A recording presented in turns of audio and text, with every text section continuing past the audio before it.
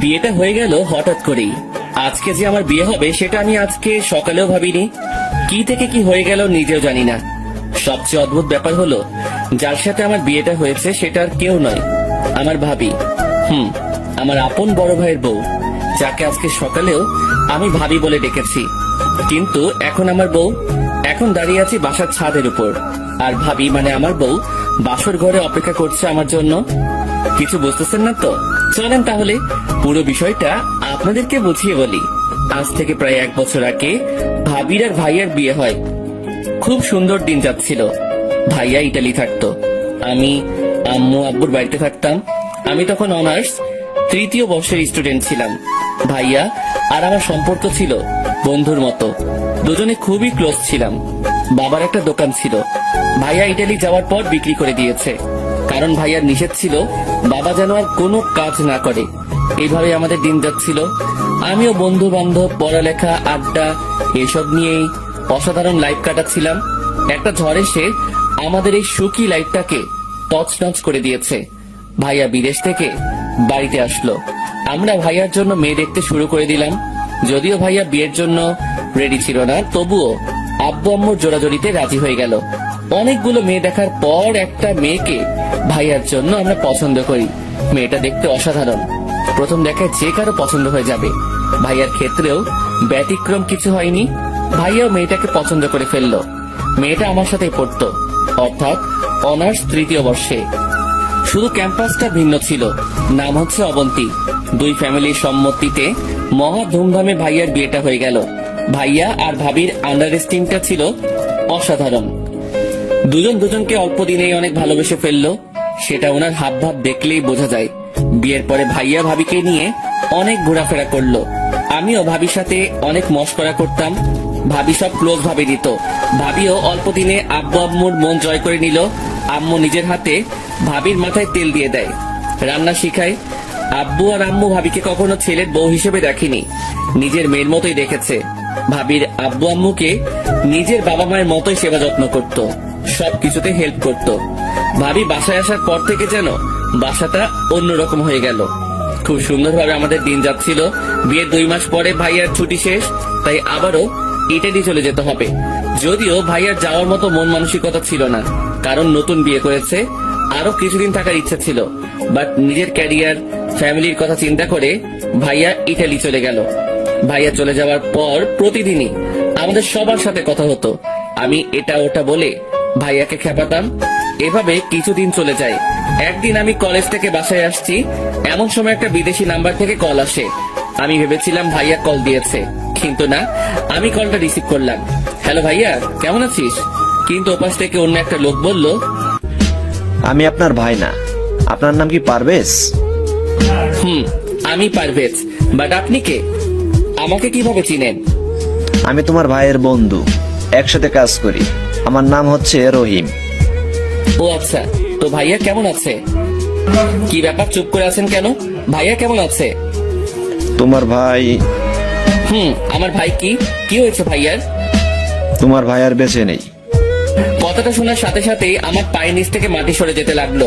আমি নিজেকে সামলাতে না পেরে মাটিতে বসে পড়ি। চোখ দুটো ঝাপসা হয়ে আসলো। কি বলছেন? এটা হতে পারে না। আমি সকালেও ভাইয়ের সাথে কথা বলেছি।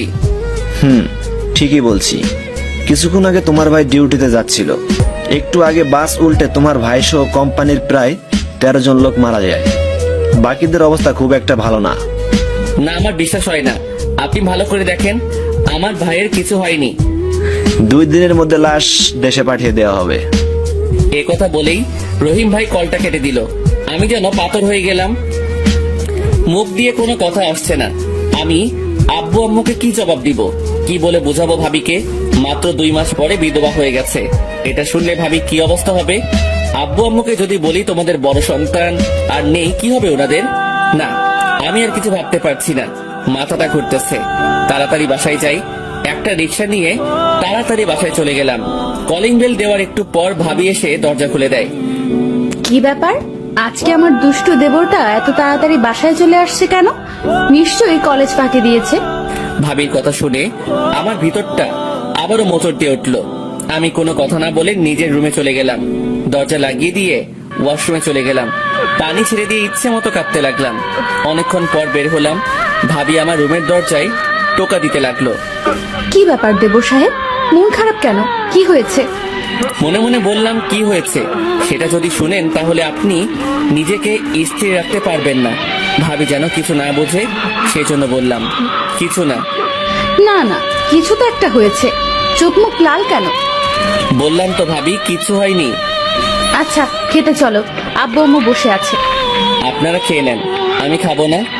ভাবি কিছু একটা বলতে চেয়েছিল, কিন্তু আমি তাড়াতাড়ি বাসা থেকে বেরিয়ে গেলাম। যেখানে যাই ভাইয়ার স্মৃতিগুলো মনে পড়তে লাগলো। মনে হচ্ছে ভাইয়া আমার পাশে গল্প করতেছে। নিজেকে কোনোভাবেই সান্ত্বনা দিতে পারতেছি না। রাতের বেলায় রুমে বসে বসে ভাইয়ার ছবিগুলো দেখতেছি আর চোখ দিয়ে পানি ঝরতেছে। এমন সময় আম্মু আমার রুমে আসলো। কি রে, কি করিস? কিছু না। কাঁদতেছিস কেন? কই না, মনে হয় চোখে কিছু একটা পড়েছে। মিথ্যা বলবি না। তোর হাতে কার ছবি? আম্মু ছবিগুলো আমার হাত থেকে নিয়ে দেখে আমার আর ভাইয়ার ছবি, তারপর বলে, ভাইয়ের কথা মনে করে কাঁদতেছিস? আমি আর নিজেকে কন্ট্রোল করতে না পেরে আম্মুকে জড়িয়ে ধরে কাঁদতে শুরু করলাম। এই, হঠাৎ করে তোর কি হলো? কিছু না, ভাইয়াকে খুব মিস করতেছি।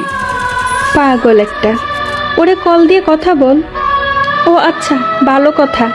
সকাল থেকে তোর ভাই কল দেয়নি। অবন্তী নাকি কল দিয়েছিল, বারবার মোবাইল অফ পাচ্ছে। তুই একটু দেখ তো। আমি হ্যাঁ সূচক মাথা নাড়ালাম। তারপর আম্মু রুম থেকে চলে গেল। আমি আবারও ছবিগুলো দেখতে লাগলাম। এভাবে 2 দিন চলে গেল। আম্মু আব্বু ভাবি সবাই অনেক টেনশন করতেছে। ভাইয়ার কোনো খবর নাই। আমি জেনেও ওনাদের কিছু বলতে পারছি না। পরের দিন একটা অচেনা নাম্বার থেকে কল আসে। হ্যালো। আপনার নাম কি পারভেজ? জি, আপনি কে? আমি কাস্টম থেকে বলছি। আপনার ভাইয়ের লাশ এসেছে, এসে নিয়ে যান। আমি আর কোনো কিছু না বলে দৌড় দিলাম। একটা গাড়ি নিয়ে তাড়াতাড়ি এয়ারপোর্টে গেলাম। দেখলাম অনেকগুলো লাশ একসাথে শোয়াই রাখছে। দেখে এই ভিতরটা কেঁদে উঠলো।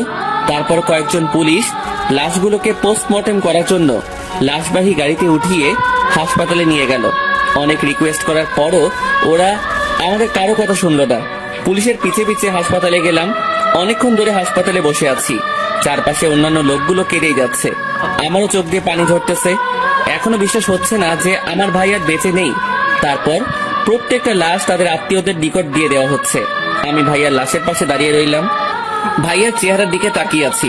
দেখে মনে হচ্ছে আমার ভাইটা এখনো হাসতেছে। কিছুই হয়নি। কি সুন্দর ঘুমাচ্ছে।